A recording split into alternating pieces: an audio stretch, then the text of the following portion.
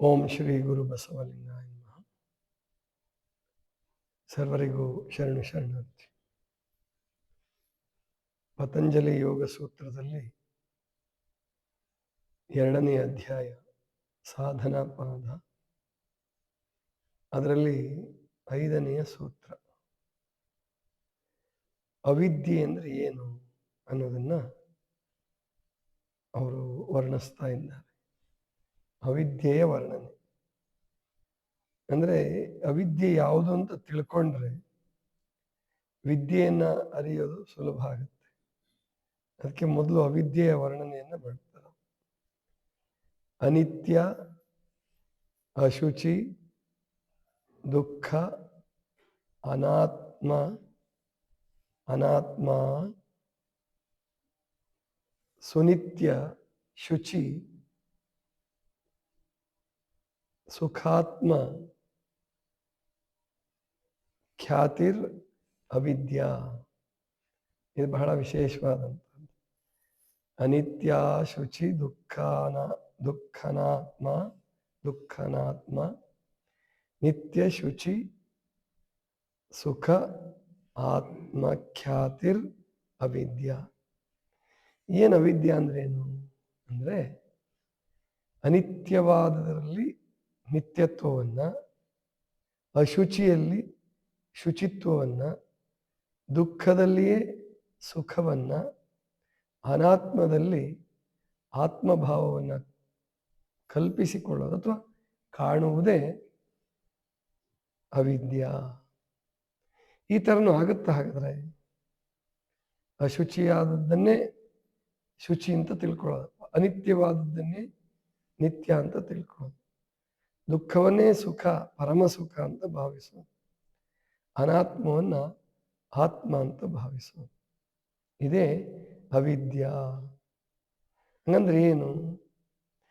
ಅನಿತ್ಯವಾದದ್ದು ದೇಹ ಅಂದರೆ ಅನಿತ್ಯ ಅಂದ್ರೆ ಅದರರ್ಥ ದೇಹ ಕೆಟ್ಟದ್ದು ಅಂತಲ್ಲ. ಇದು ಇದ್ದ ಹಾಗೆ ಇರೋದಿಲ್ಲ. ಇವತ್ತಿದ್ದಂಗೆ ನಾಳೆ ಇರಲ್ಲ, ನಾಳೆ ಇದ್ದಂಗೆ ನಾಡಿದ್ದಿರಲ್ಲ, ಅಥವಾ ಬಾಲ್ಯದಲ್ಲಿದ್ದ ಹಾಗೆ ಯೌವನದಲ್ಲಿರಲ್ಲ, ಯೌವನದಲ್ಲಿದ್ದ ಹಾಗೆ ಮುಪ್ಪಲ್ಲಿರಲ್ಲ. ಕಡೆಗೆ ಒಂದು ದಿವಸ ಹೊರಟೋಗ್ಬಿಡುತ್ತೆ. ಇದು ಹೇಳದೆ ಬಂದಿದೆ, ಕೇಳದೆ ಹೊರಟೋಗುತ್ತೆ. ಅಂದರೆ ಇದು ಅನಿತ್ಯವಾದ ದೇಹ. ಆದರೆ ಇದನ್ನೇ ನಿತ್ಯ ಅಂತ ತಿಳ್ಕೊಳ್ಳೋದು. ಎಷ್ಟೋ ಜನ ನಿತ್ಯ ಅನಿತ್ಯದ ಬಗ್ಗೆ ವಿಚಾರ ಮಾಡೋಕ್ಕೂ ಸಮಯ ಇರಲ್ಲ ಪಾಪ ಅವರಿಗೆ. ಅಂದರೆ ಅಷ್ಟು ನಾವೇ ಎಷ್ಟೋ ಜನ್ಮಗಳಲ್ಲಿ ಆ ಭವಸಾಗರದಲ್ಲಿ ಹೇಗೆ ಮುಳುಗಾಡಿದ್ವಿ ಅಂತಂದರೆ ಏನೂ ಗೊತ್ತೇ ಇಲ್ಲ ನಮಗೆ. ಇದೇ ಸತ್ಯ, ಇದೇ ನಿತ್ಯ, ಅಂದರೆ ಶರೀರವೇ ನಿತ್ಯವಾದದ್ದು ಅಂತ ತಿಳ್ಕೊಳ್ಳೋ ಹಾಗೆ ಮಾಡುತ್ತೆ. ಯಾವುದು? ಅವಿದ್ಯೆ. ಅಶುಚಿ ಅಂದರೆ ಕೆಟ್ಟದ್ದು, ಶುಚಿ ಅಲ್ಲದ್ದು, ಅದನ್ನೇ ಶುಚಿ ಅಂತ ತಿಳ್ಕೊಳ್ಳೋದು. ಅಂದರೆ ಏನು? ಈಗ ಉದಾಹರಣೆಗೆ ಮಾಂಸಾಹಾರ ಇದೆ. ಮನುಷ್ಯನಿಗೆ ಮಾಂಸಾಹಾರ ದೈವಿ ದತ್ತ ಕೊಡುಗೆ ಅಲ್ಲ. ಅಂದರೆ ದೈವ ಮಾಂಸಾಹಾರಿಯನ್ನಾಗಿ ಮನುಷ್ಯನನ್ನು ಹುಟ್ಟಿಸಿಲ್ಲ. ಆದರೆ ಆ ಮಾಂಸಾಹಾರವನ್ನೇ ಶ್ರೇಷ್ಠ ಅಂತೇಳಿ ತಿಳ್ಕೊಂತಾರಲ್ಲ, ಅದನ್ನೇ ಆನಂದವಾಗಿ ಅಶುಚಿಯಾದದ್ದನ್ನೇ ಬೇಯಿಸಿ ಮಾಡಿ ಅದಕ್ಕೆ ಮಸಾಲೆ ಹಾಕಿ ಮಸ್ತಾಗಿ ಹಬ್ಬ ಮಾಡ್ತಾರಲ್ಲ, ಅದು ದೇವರ ಹೆಸರಲ್ಲಿ ಯಾರೋ ಬಲಿ ಕೊಡ್ತಕ್ಕಂಥವರು ಅಜ್ಞಾನಿಗಳು ಮಾಡಿದರೆ ಆ ಮಾತು ಬೇರೆ. ಸಾವಿರಾರು ವರ್ಷಗಳ ಹಿಂದೆ ಅಥವಾ ನೂರಾರು ವರ್ಷಗಳ ಹಿಂದೆ ದೇವರ ಹೆಸರಿನಲ್ಲಿ ಯಾಗಯಜ್ಞ ಮಾಡ್ತಾ ಮಾಂಸ ತಿಂತಾ ಇದ್ರು, ಅದನ್ನೇ ಪ್ರಸಾದ ಅನ್ಕೊಂತ ಇದ್ರು. ಆಡುಗಳನ್ನು, ಹೋತವನ್ನು ಬಲಿ ಕೊಟ್ಬಿಟ್ಟು ಮಾಂಸಾಹಾರ ಮಾಡ್ತಾ ಇದ್ರು. ಕೆಲವು ಸಾರಿ ದೊಡ್ಡ ದೊಡ್ಡ ಯಾಗಗಳಲ್ಲಿ ಕುದುರೆ ಅದನ್ನು ಬಲಿ ಕೊಡ್ತಾ ಇದ್ರು. ಏನು ಅಶ್ವಮೇಧ ಯಾಗ ಅಂತ ಮಾಡಿದ್ರೆ. ಅಂದರೆ ಆ ಅಶುಚಿಯಾದ ಆಹಾರದಲ್ಲಿ ಶಕ್ತಿಯನ್ನು ಕಾಣ್ತಾರಲ್ಲ, ಅದು. ಆಮೇಲೆ ದುಃಖದಲ್ಲಿ ಸುಖದ ಮನೋಭಾವನೆ ಕಾಣೋದು. ಈಗ ಯುದ್ಧ ಅನ್ನುವಂಥದ್ದು ದುಃಖವೇ ಅದು.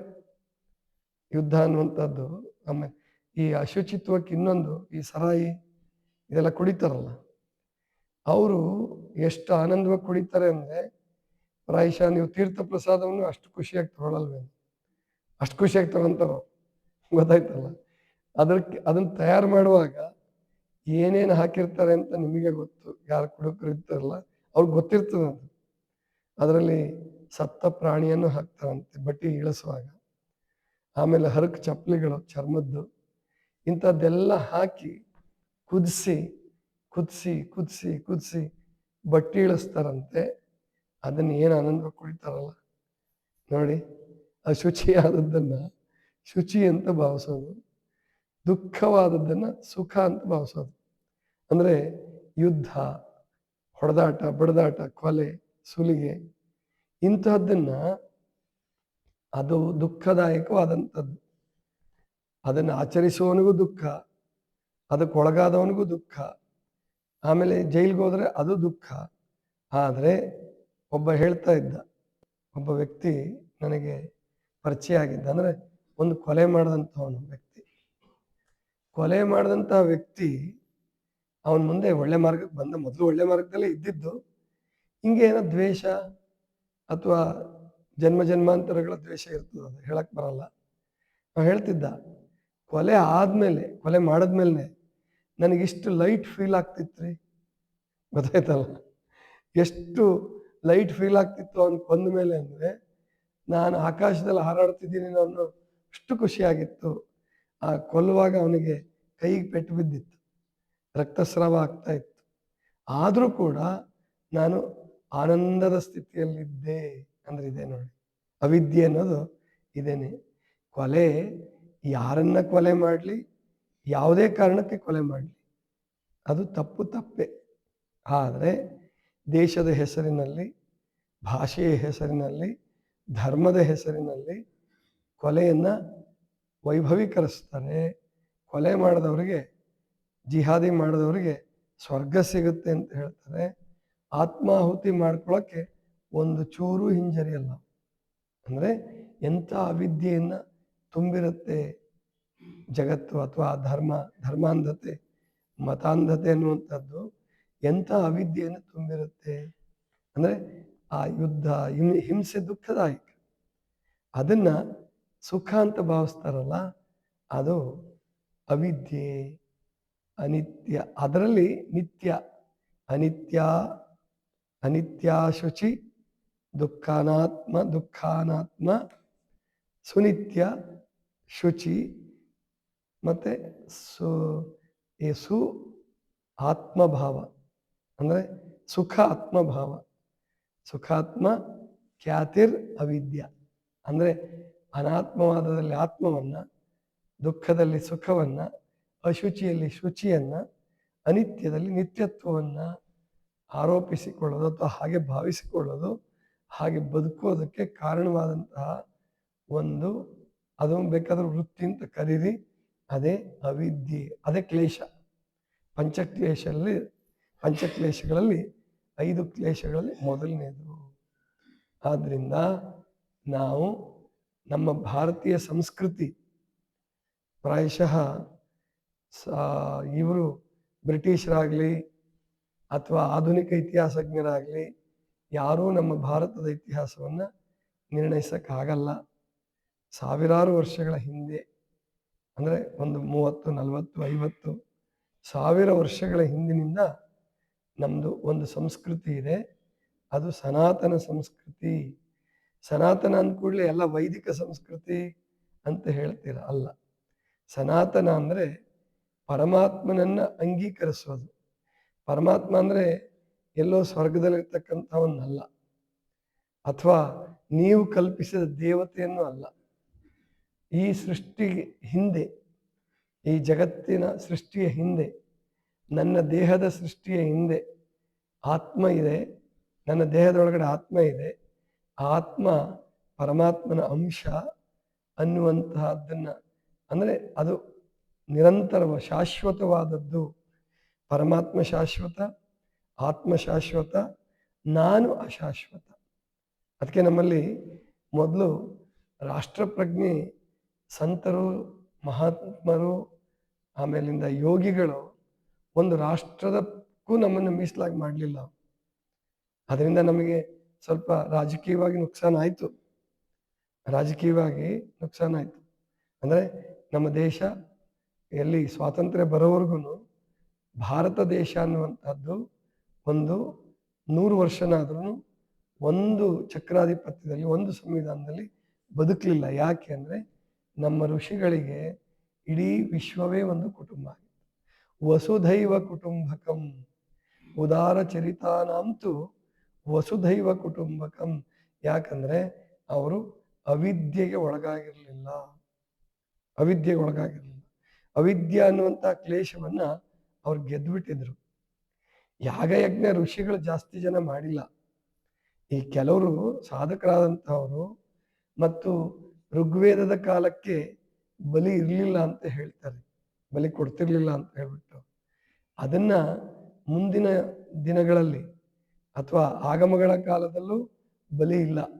ಅಂದರೆ ವೇದಕ್ಕಿಂತ ಪ್ರಾಚೀನವಾದದ್ದು ಆಗಮಗಳು, ಗೊತ್ತಾಯ್ತಲ್ಲ. ಆದ್ದರಿಂದ ಈ ಆಗಮಗಳ ಕಾಲಕ್ಕೆ ಸಿಂಧು ಬಯಲಿನ ನಾಗರಿಕತೆ ಅಂತ ನಾವು ಇಟ್ಕೊಂಡ್ರೆ ಅತ್ಯಂತ ಪ್ರಾಚೀನವಾದದ್ದು, ಸದ್ಯಕ್ಕೆ ಸಿಕ್ಕಿರ್ತಕ್ಕಂಥದ್ದು ಅದು ಪ್ರಾಚೀನವಾದದ್ದು ಅಂತ ತಿಳ್ಕೊಂಡ್ರೆ ಆ ಕಾಲಕ್ಕೆ ಬಲಿ ಇರಲಿಲ್ಲ. ಅಂದರೆ ಪಕ್ಕ ಸಸ್ಯಾಹಾರ ಇದ್ದಂಥದ್ದು. ಈ ಯಾಗಯಜ್ಞಗಳು ಬಲಿ ಎಲ್ಲ ಶುರುವಾಗಿದ್ದು ನಂತರದ ದಿನಗಳಲ್ಲಿ. ಮೊದಲು ಆಮೇಲೆ ಇನ್ನೊಂದು ತಪ್ಪು ತಿಳ್ಕೊಳ್ಳೆ ಇತಿಹಾಸಜ್ಞರು ನಿಮಗೆಲ್ಲ ತಲೆಯಲ್ಲಿ ತುಂಬಿದ್ದಾರೆ. ಏನಂದರೆ ಮನುಷ್ಯ ಶಿಲಾಯುಗದಲ್ಲಿ ಹಸಿ ಮಾಂಸವನ್ನು ತಿಂತಿದ್ದ. ಸುಳ್ಳು. ಅದು ಕೂಡ ಸುಳ್ಳೇನೆ. ಯಾಕಂದರೆ ಮನುಷ್ಯನ ಮೂಲ ಇವರು ಹೇಳೋ ಪ್ರಕಾರನೇ ಡಾರ್ವಿನ್ನನ ವಿಕಾಸದ ಸಿದ್ಧಾಂತದ ಪ್ರಕಾರ, ಥಿಯರಿ ಆಫ್ ಎವಲ್ಯೂಷನ್, ಅದರ ಪ್ರಕಾರನೇ ಮನುಷ್ಯನ ಮೂಲ ಅಂದರೆ ಮಂಗ ಅಂತ ಹೇಳ್ತಾನೆ. ಕೋತಿ. ಯಾವ ಕೋತಿನಾದರೂ ಮಾಂಸ ತಿಂದಿದ್ದು ನೋಡಿದ್ದೀರಾ ನೀವು? ಕೋತಿ ಮಾಂಸಾಹಾರಿ ಅಲ್ಲ. ಕೋತಿ ಮಾಂಸಾಹಾರಿ ಅಲ್ಲದೆ ಇರೋದ್ರಿಂದ ಕಾಡು ಮನುಷ್ಯರು ಕೂಡ ಮಾಂಸವನ್ನು ತಿನ್ನಕ್ಕೆ ಶುರು ಮಾಡಿದ್ದು ಯಾವಾಗ ಅಂದರೆ ಬೆಂಕಿ ಕಂಡಿಡಿದ ಮೇಲೆ. ಅಂದರೆ ಬೆಂಕಿಯಲ್ಲಿ ಬೇಯಿಸಿದ್ರೆ, ಮಸಾಲೆ ಹಾಕಿದ್ರೆ ರುಚಿಯಾಗುತ್ತೆ ಅನ್ನೋದು ಗೊತ್ತಾದ ಮೇಲೆ ಇವನು ಮಾಂಸಾಹಾರಿ ಆದ್ನೇ ಹೊರತು ಮೊದಲು ಮಾಂಸಾಹಾರಿ ಅಲ್ಲ. ಆದ್ದರಿಂದ ನಾವು ತಿಳ್ಕೊಳ್ಬೇಕು, ಮೊದಲು ದೇವರ ಹೆಸರಿನಲ್ಲಿ ಹಿಂಸೆ ಇರಲಿಲ್ಲ. ರಾಷ್ಟ್ರ, ಭಾಷೆ ಇದರ ಹೆಸರಿನಲ್ಲಿ ಹೊಡೆದಾಟಗಳಿರಲಿಲ್ಲ. ಎಲ್ಲರನ್ನೂ ತನ್ನಂತೆ ಅಂತ ಭಾವಿಸ್ತಾ ಇದ್ರು, ಪರಸ್ಪರನ್ನು ನಂಬ್ತಾ ಇದ್ರು. ರಾಜಕಾರಣದ ಮೋಸ ಮೊದಲು ಮಾನವನಿಗೆ ಗೊತ್ತಿಲ್ಲ. ದೈವಿ ಮಾನವ ಈ ಜಗತ್ತಿನಲ್ಲಿ ಲಕ್ಷಾಂತರ ವರ್ಷಗಳ ಕಾಲ ಬದುಕಿದ್ದಾನೆ. ದೈವಿ ಮಾನವ ಅಂದರೆ ಕೃತಾಯುಗ ಅಂತಂದ್ರೆ ಅಲ್ಲಿ ನಂಬಿಕೆಯೇ ಮೌಲ್ಯ. ಪರಸ್ಪರನ್ನು ನಂಬೋದು, ಯುದ್ಧ ಇಲ್ಲ ಅಲ್ಲಿ, ಆಮೇಲಿಂದ ದ್ವೇಷ ಇಲ್ಲ. ಇಂತಹ ಅನೇಕ ಸಾವಿರ ವರ್ಷಗಳನ್ನು ಈ ಭೂಮಂಡಲ ನೋಡಿದೆ, ಖಂಡಿತ ನೋಡಿದೆ. ಇವರು ಇತಿಹಾಸಜ್ಞರ ಮಾತನ್ನು ನಾವು ನಂಬುವ ಅಗತ್ಯ ಇಲ್ಲ. ಈ ಜಗತ್ತೆಲ್ಲವೂ ಒಂದೇ, ಈ ಭೂಮಂಡಲವೆಲ್ಲ ಒಂದೇ ಅನ್ನುವ ಭಾವದಲ್ಲಿ ಸಾವಿರಾರು ವರ್ಷಗಳ ಕಾಲ, ಲಕ್ಷಾಂತರ ವರ್ಷಗಳ ಕಾಲ ಮನುಷ್ಯ ಬದುಕಿದ್ದಾನೆ. ಮುಂದೆ ಪ್ರಳಯ ಆಗಿದೆ. ಸೃಷ್ಟಿ, ಸ್ಥಿತಿ, ಲಯ, ಪ್ರಳಯ ಸಂಭವಿಸ್ತಾ ಇರುತ್ತೆ ಆಗಾಗ. ಬರೀ ಒಳ್ಳೆಯವರೇ ಇರ್ತಾರೆ, ಅವಾಗೇನು ಪ್ರಳಯ ಆಗಬಾರದು ಅಂತೇನಿಲ್ಲ, ಗೊತ್ತಾಯ್ತಲ್ಲ. ಅಂತಹ ಕಾಲದಲ್ಲೂ ಕೂಡ ಆಗಿರಬಹುದು. ಅಂತಹ ನಾಗರಿಕತೆಗಳು, ಎಷ್ಟು ನಾಗರಿಕತೆಗಳು ನಶಿಸಿ ಹೋಗಿದೆಯೋ ಗೊತ್ತಿಲ್ಲ ನಮಗೆ. ಇನ್ನು ಮುಂದೆ ಮತ್ತೆ ನಾವು ಈ ಪರಮಾಣು ಯುದ್ಧಗಳಿಂದ ಪಾರಾಗಬೇಕು ಅಂತಿದ್ರೆ, ಮತ್ತೆ ನಮ್ಮ ಭಾರತವನ್ನು ಇನ್ನೂ ಇದ್ದಿದ್ರಲ್ಲಿ ಸುರಕ್ಷಿತವಾಗಿ ಇಟ್ಟಿದ್ದಾನೆ ಪರಮಾತ್ಮ. ಅಂದರೆ ಪರಮಾತ್ಮನ ಉದ್ದೇಶ ಇದು ಯೋಗ ಭೂಮಿ ಆಗಬೇಕು, ಇದು ಸ್ವರ್ಗ ಭೂಮಿ ಆಗಬೇಕು ಅಂತಕ್ಕಂಥದ್ದು ಅವನ ಸಂಕಲ್ಪ ಇದೆ. ಖಂಡಿತ ಅದು ಮುಂದೆ ಸಾಧ್ಯ ಇದೆ.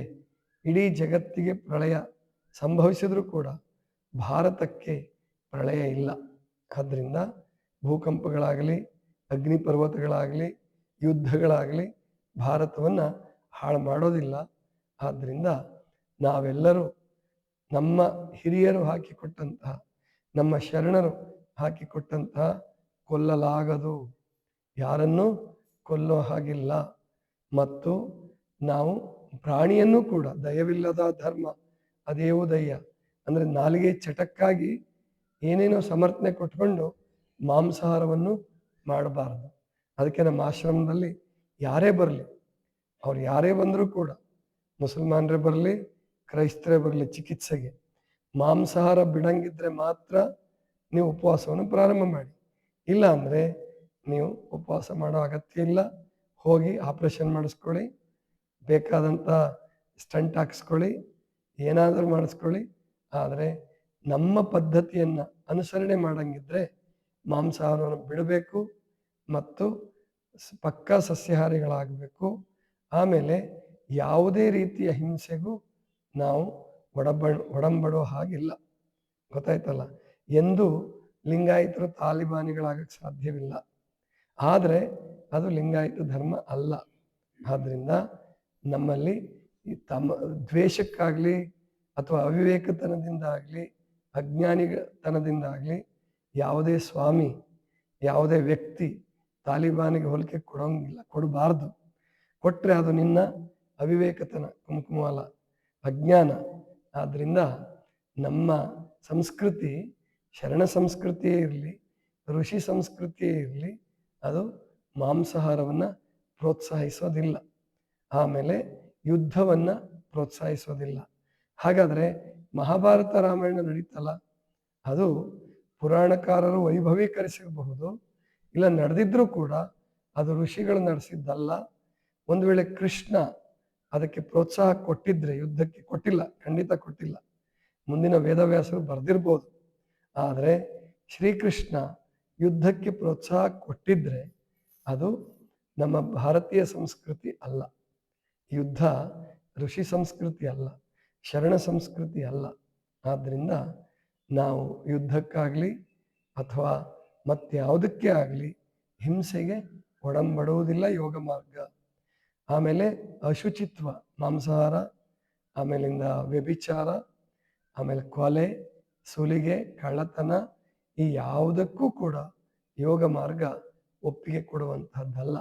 ಆದ್ದರಿಂದ ಅಂಥದ್ರಲ್ಲಿದ್ದವ್ರನ್ನ ಪರಿವರ್ತಿಸಿ, ವಾಲ್ಮೀಕಿಯನ್ನ ಒಂದು ವೇಳೆ ದರೋಡೆಕೋರನಾಗಿದ್ದರೆ ಅವನು ಪರಿವರ್ತಿಸಿ ಋಷಿಯನ್ನಾಗಿ ಮಾಡಿ ಒಂದು ಪಕ್ಷಿಯನ್ನು ಕೊಲ್ಲೋದಕ್ಕೂ ಕೂಡ ಅವನ ಮನಸ್ಸು ಒಪ್ಪಿಗೆ ಆಗಲ್ಲ ವಾಲ್ಮೀಕಿ ಆದಮೇಲೆ. ಅಂದರೆ ಇಂತಹ ದಿವ್ಯ ಸಂಸ್ಕೃತಿ ಅದು ನೂರಾರು ಜನರನ್ನ, ಸಾವಿರಾರು ಜನರನ್ನ, ಲಕ್ಷಾಂತರ ಜನರನ್ನ ಯುದ್ಧದಲ್ಲಿ ಕೊಲ್ತು ಅಂತ ಹೇಳಿದ್ರೆ ಅದು ಪುರಾಣದ ಕಲ್ಪನೆ ಇರಬಹುದು ಹೊರತು ನಾವು ಯುದ್ಧಕ್ಕಾಗಲಿ ಯಾವುದಕ್ಕಾಗಲಿ ಹಿಂಸೆಗಾಗಲಿ ಒಪ್ಪಿಗೆ ಇಲ್ಲ ನಮ್ಮದು. ಇದೇ ನಿಜವಾದ ಯೋಗ ಮಾರ್ಗ. ಅದು ವಿದ್ಯೆಯ ಮಾರ್ಗ, ಪಾರಮಾರ್ಥಿಕ ವಿದ್ಯೆಯ ಮಾರ್ಗ, ಧ್ಯಾನದ ಮಾರ್ಗ, ನಿರ್ವಿಕಲ್ಪ ಸಮಾಧಿ ಸ್ಥಿತಿಯ ಮಾರ್ಗ. ಅದನ್ನೇ ಶರಣರು ಲಿಂಗಾಂಗ ಸಾಮರಸ್ಯದ ಮಾರ್ಗ ಅಂತ ಕರೆದಿದ್ದಾರೆ. ಇದಿಷ್ಟು ಇವತ್ತಿನ ಚಿಂತನ. ಸರ್ವರಿಗೂ ಶರಣು.